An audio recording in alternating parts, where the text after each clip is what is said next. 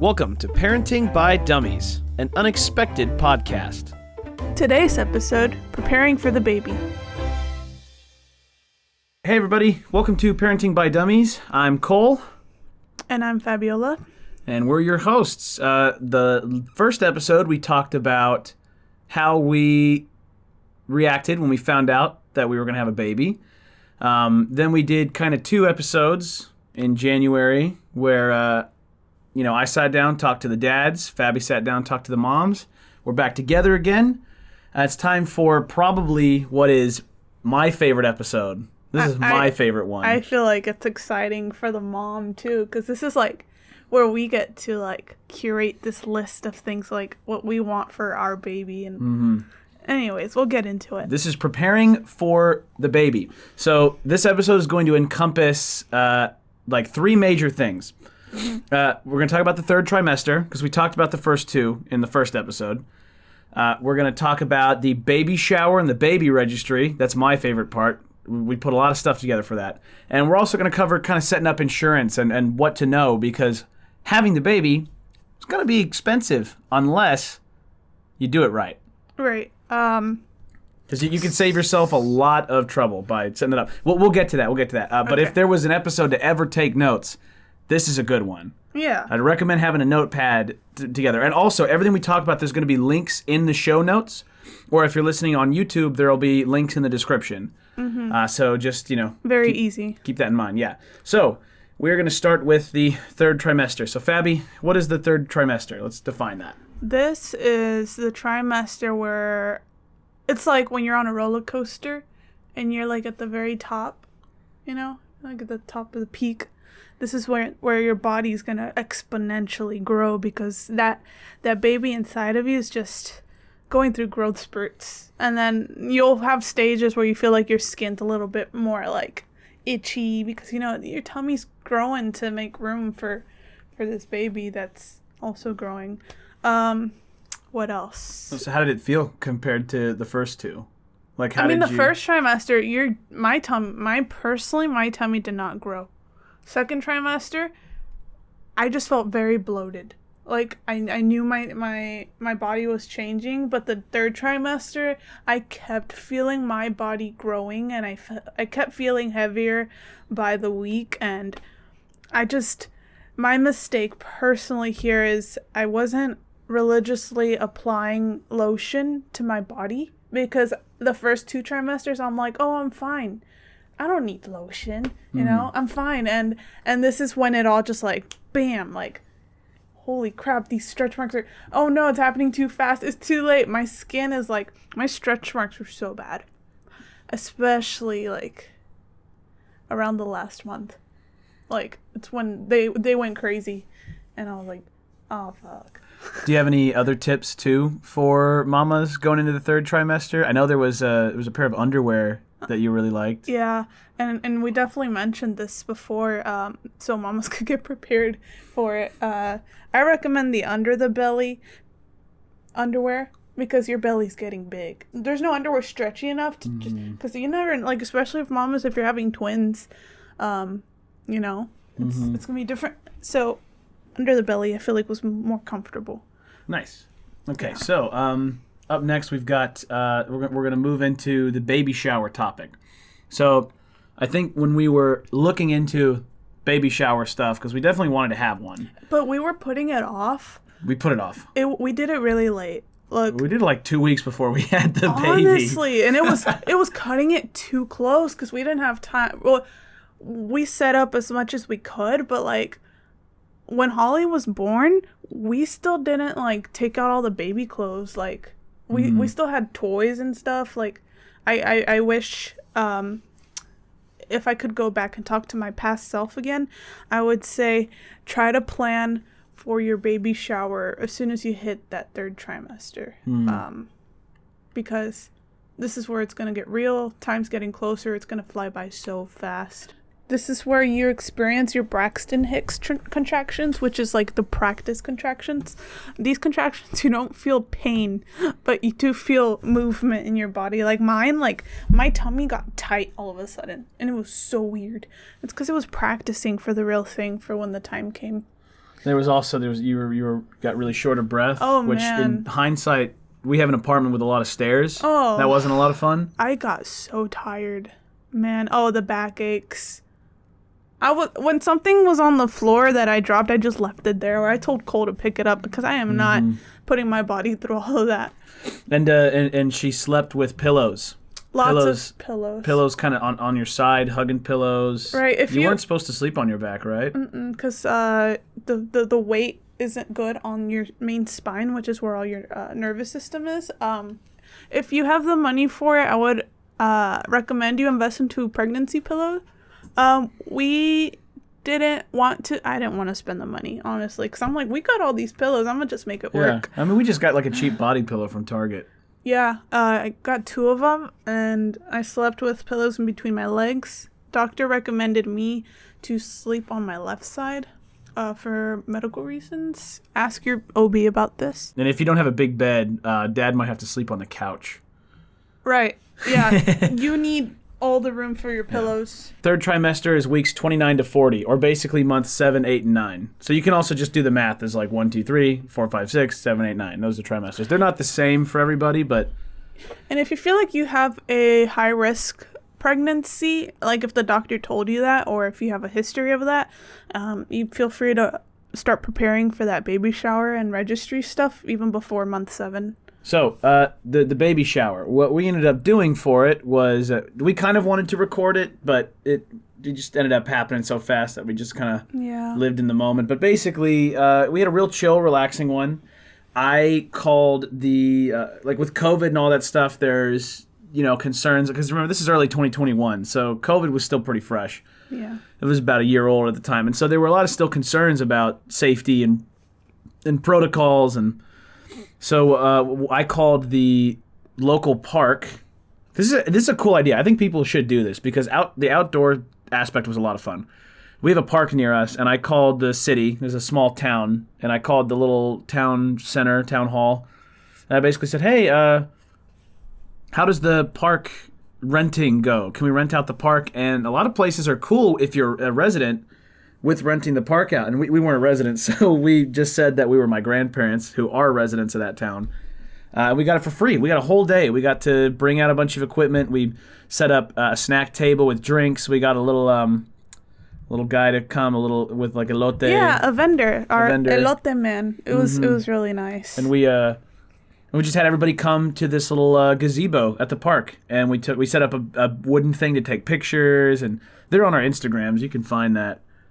But that was a lot of fun. And honestly, it took us like maybe 2 days of planning. It was a very quick thing, and we were able to send out invites through like the baby registry.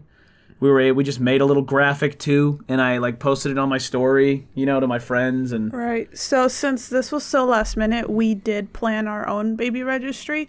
How other baby registries go is some women or men in your life may want to plan and host the registry for you, like as a gift, kind of like with bridal showers. Like the maid of honors. I've never heard of that.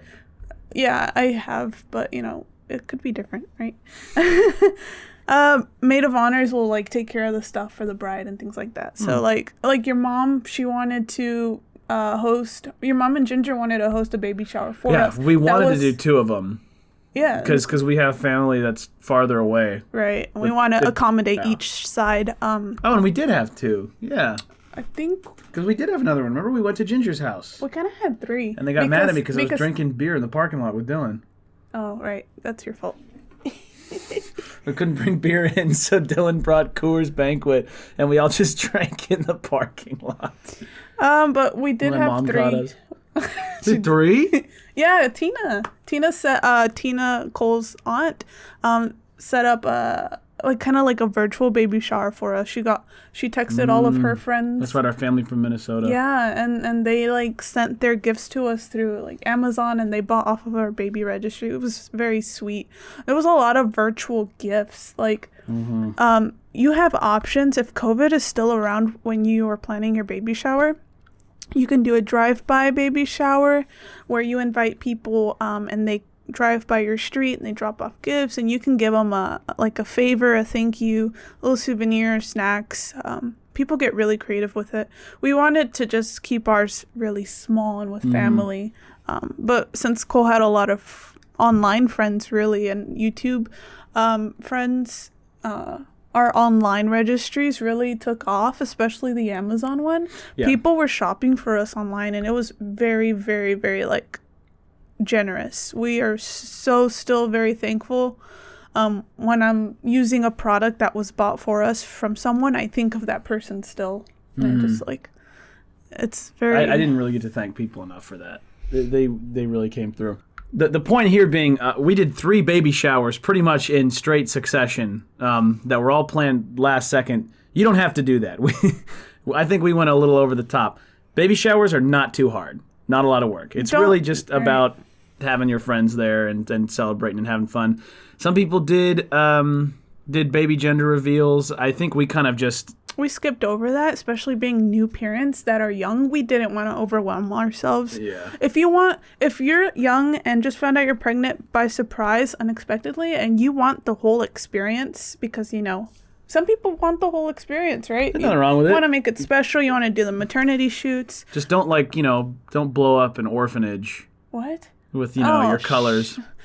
Dad brought a pink pipe bomb to the playground. Are you talking about the California fires? There were a bunch. They got started because by of the gender reveal.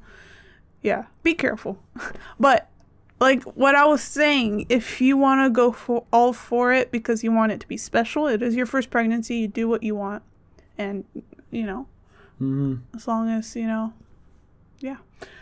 We just wanted to be so relaxed. Again, we didn't tell people that we were pregnant until we were about to have the baby, because we were very focused on school, work, and just taking care of ourselves.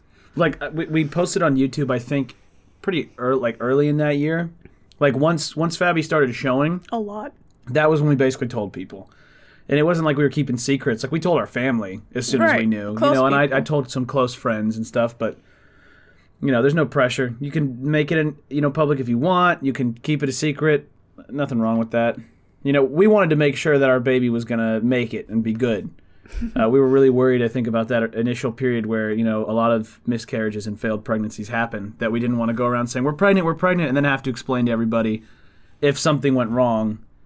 That would just kind of just make it worse. But anyway, after the baby shower, that kind of transitions us to the topic of the baby registry, which you should totally prepare for way before the baby shower. Do a baby registry. Get a baby registry. It is so cool. The ones that we worked with we did do an Amazon one, and we ended up not really sharing links for that one, but we did a Target one, and Target honestly has a pretty great registry.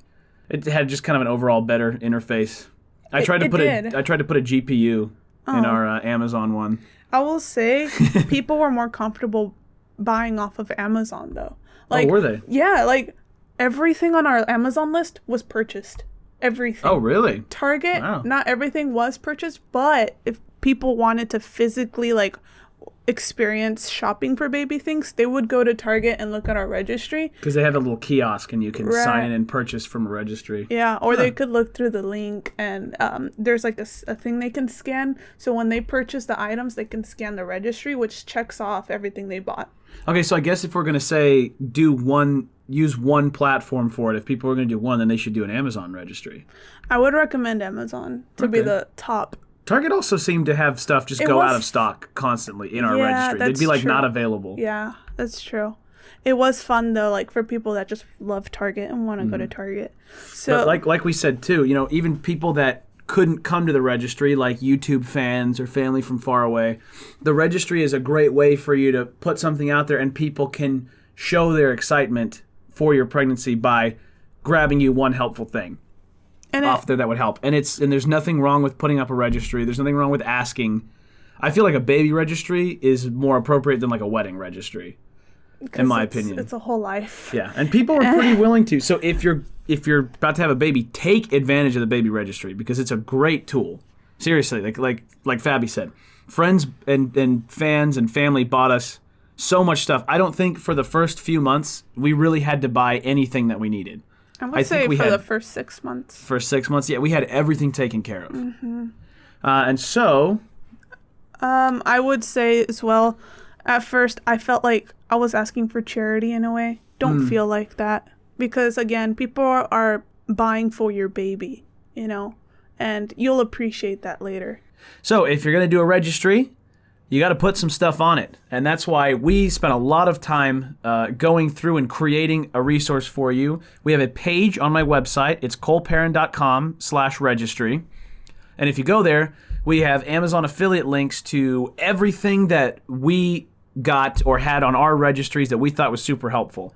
And we also spoke to my mother and other family members when we were building our registry and got a lot of advice. Like, we kind of made one and then we sent it to my mom, and she was like, okay, you don't need this, you don't need that, you should add this instead, swap that with this. So like, we have kind of this whole comprehensive baby registry guide for you. And if you buy something off of these links, like maybe you've already had your baby but you hear us talk about something and you want it, you know, buying off of the affiliate link that we have on my website also does help support us. So that's a cool little way, and we appreciate it. But either way, check that out if you want to build yours.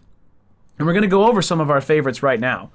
And so first things first, though, do not register for newborn diapers. The baby grows out of them so fast.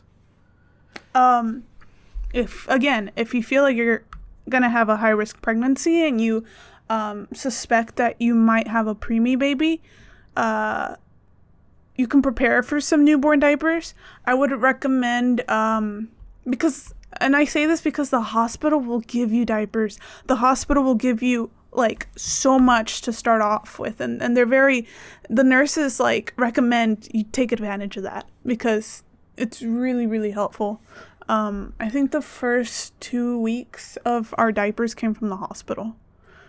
Like when you're building your registry, definitely start off with like, 2 months or what is it, number 2? They have. I would do number 1. Number 1, right? It starts at 0 for newborn, and then 1, 2, 3. I don't think that really corresponds with months of life. It's just like sizes, right? Sizes. What happens to a lot of pregnant women at baby showers is that they get gifted a lot of newborn, and then like they don't use them all because the baby only uses it for like the first week.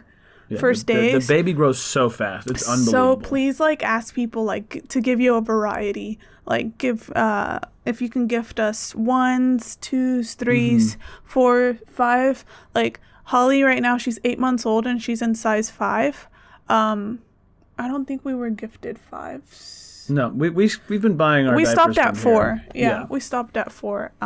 But all the number 2 diapers that we got from the registry were so helpful because that baby peed and pooped she pooped like 3 times a day, every day. Like there was a lot of diaper changing, and that's why you want to shoot for those most frequent diaper changes on the registry because that way you're not fronting that cost yourself. In the first month of your newborn's life, it's 3 basic things that they do and that you have to worry about.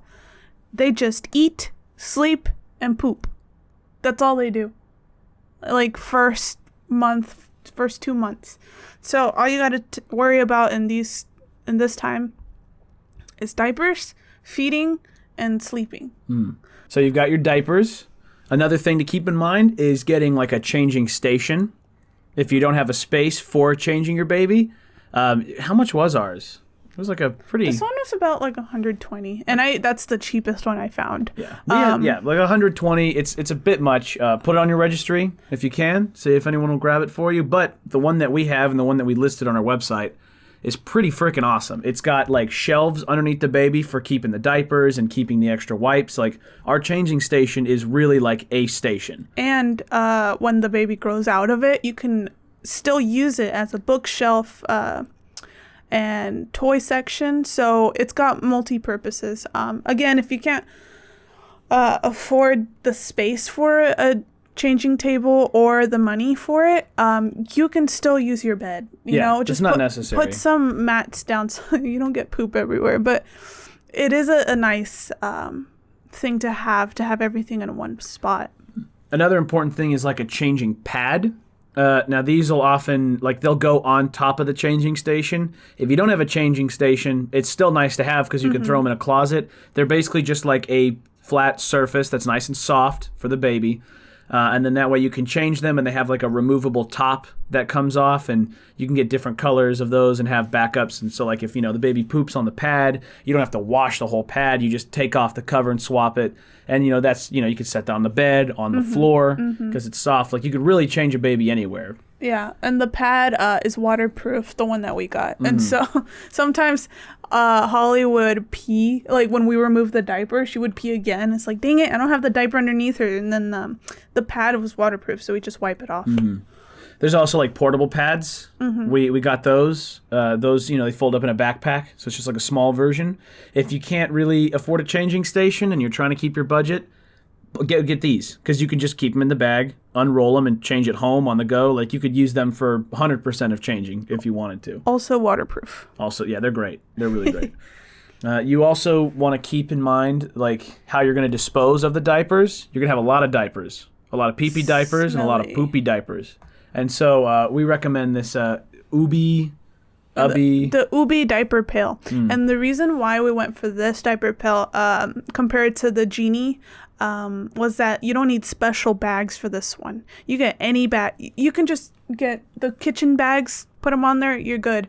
With the other diaper pails, you had to get special refills, and we didn't want to spend money like all the time with that. That's why the Ubi's a little bit more expensive, because you're not giving the company more money for refills. It's like a one-time thing and go. Yeah, we use any bags with it. It's sick. There's also a good diaper bag in there. A good diaper bag is great. Very helpful. This was another thing, too, we asked my mom about, because she went through a couple diaper bags, and she was able to point out a really good one. We've been really satisfied with it, so that's also the one that we've pinned to the site. A lot of moms struggle with, like, they'll pick out a cute aesthetic, like, diaper bag that's, like, in the shape of a purse, but they end up struggling with carrying that and the baby, and, like, having a heavy thing on your arm can, like, kill your strength. So, the backpack, I feel like, as a student, was just an easy peasy thing, because I'm used to carrying heavy textbooks. Yeah. So. And a couple other things, too, just some... Aquaphor baby ointments, Johnson & Johnson powders, Eucerin baby lotions, an actual little bag for your diaper caddy. That's a really helpful thing. And you can use any kind of basket. We like the one we have. We like it, but any kind of basket just to keep, a sack of diapers. You pull them out of the diaper bag, like the big old container, and you've got just diapers. You can just grab one easily out of like a deck of them. You can keep wipes in there with it. All that stuff. All right. Some people make their diaper stations out of an IKEA cart.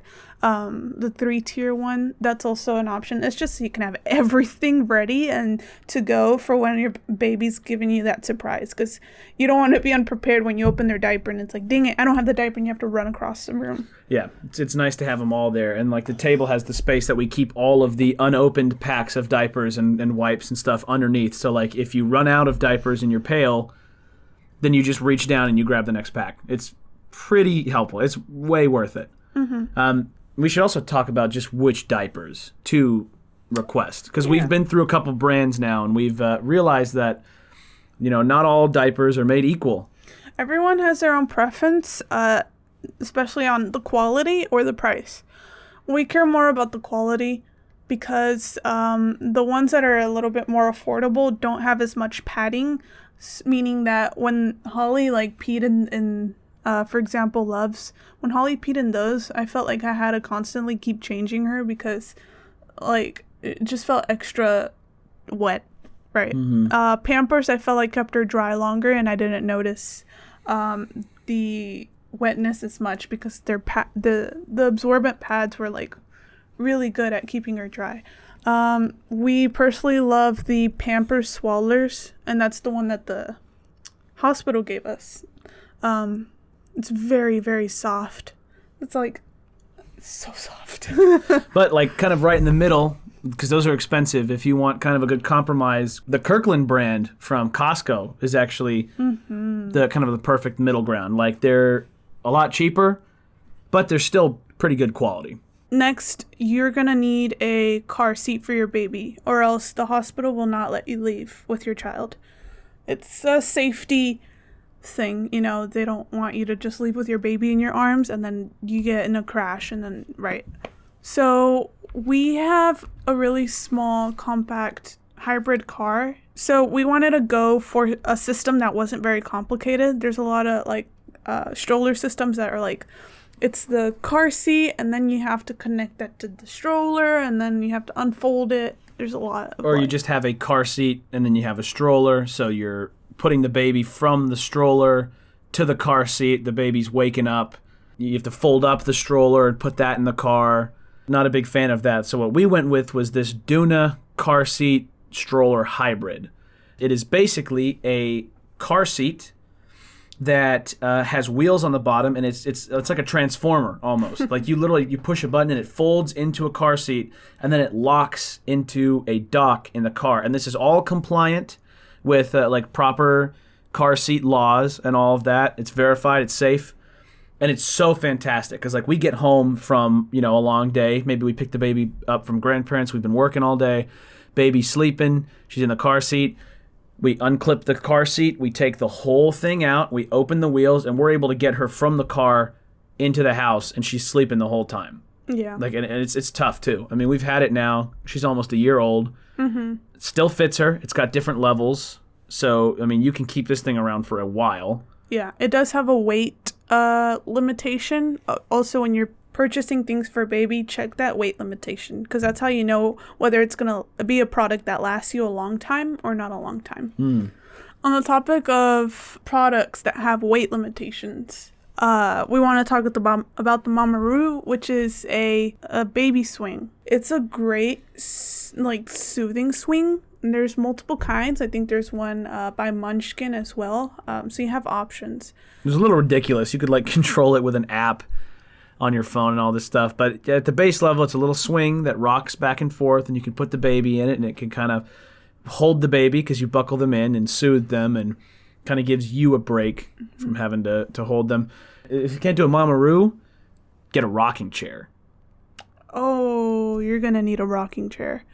Even if you don't want a Mamaroo, right? Because you're back and, you know, you're not going to want to stand all day rocking that baby to sleep. So sitting down really gives you a break for your body. And it's just soothing for you and your child. And you can breastfeed on the rocking chair too.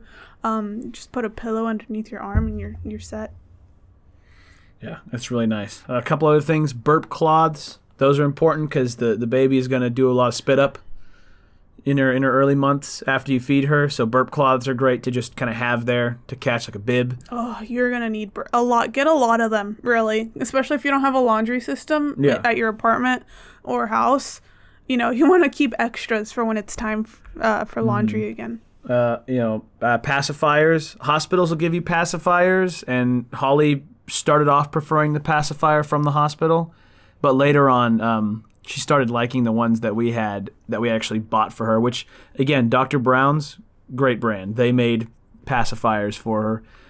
And those are great for, like, you know, if you feed the baby and the baby's still crying or not going to sleep, the pacifier will help a lot with that. It's good for soothing. You definitely don't want your baby on a pacifier for more than a year, you know, because their teeth will start growing to the shape of the pacifier. So it's good for newborn and up, but before you want to take them off the year. And what we also went for was a brand called Dr. Brown's. We use Dr. Brown's bottles, and they come with their own sanitizer and warmer. And warm milk is way easier to get a baby to sleep. If a baby has a warm bottle, it's way easier to put them down, and way less just stress in general.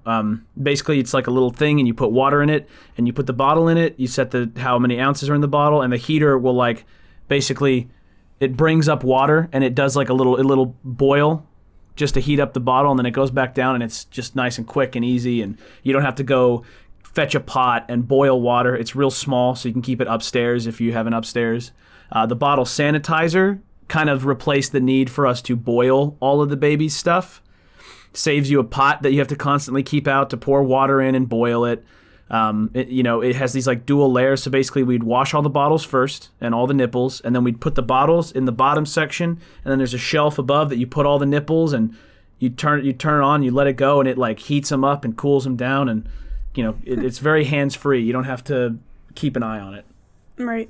And there's a bunch of other stuff too on this list, like some awesome washcloths. If you do end up, like if you have a small space, especially, like a little bottle station is helpful. We have like a little one that has like clips in it. It's a rack for all the stuff to dry and all the bottles to sit on, like a bin for it. Depending on how you're going to do breastfeeding, a pump can be helpful sometimes, especially early on. For us, we ended up kind of going towards formula earlier. But your pump is required by your insurance to provide for you for free. So you shouldn't pay for your pump. Oh, sick. Yeah. I didn't know that. Mm-hmm. And then also, there's a baby camera. That's a little extra, but we got a baby camera from our friends, Sean and his family. And the baby camera is pretty cool. It's like a Ring camera almost, but for the baby. And you have a little app, and if she cries, it gives you a notification. It's basically just an advanced baby monitor.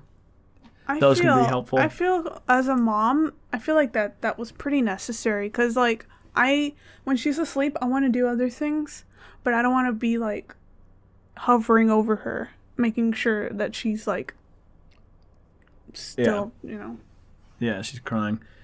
Yeah, we could keep going on forever. There's so much helpful stuff that we got off of our registry. Again, go to coleparent.com/registry. That's going to be in the show notes. We've pinned every item, and we organize them based on like diapering, feeding, health care, that kind of stuff. So definitely consider doing that. And now we need to get towards the third part of this episode, which is insurance.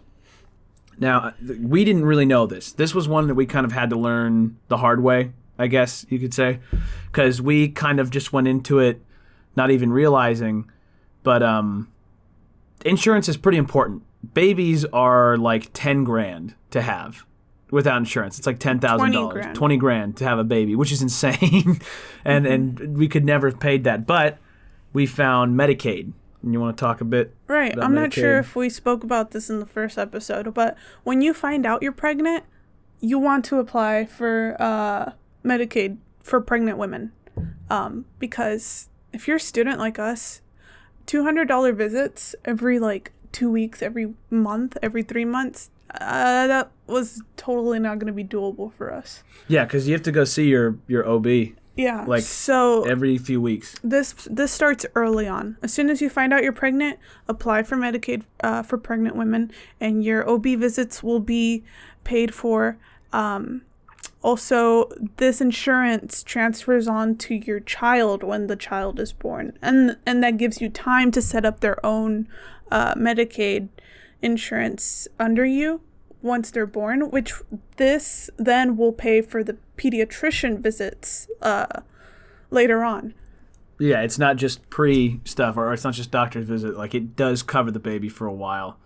Definitely look into Medicaid. That would be probably something to prioritize doing as soon as you find out you're pregnant. Just because that's one of those questions that you don't want to have later on when you're at the hospital and you've just had your baby, and now all of a sudden it's like, well, you got to pay all this, or you got to set up all this stuff, and then you're just stressed. And right, but you don't want to pay for your OB visits, so that's like the first thing. That same insurance that pays for the OB visits pays for the labor and delivery. And so how did we set that up? So we live in Texas, and if you live in Texas, this is how you do it.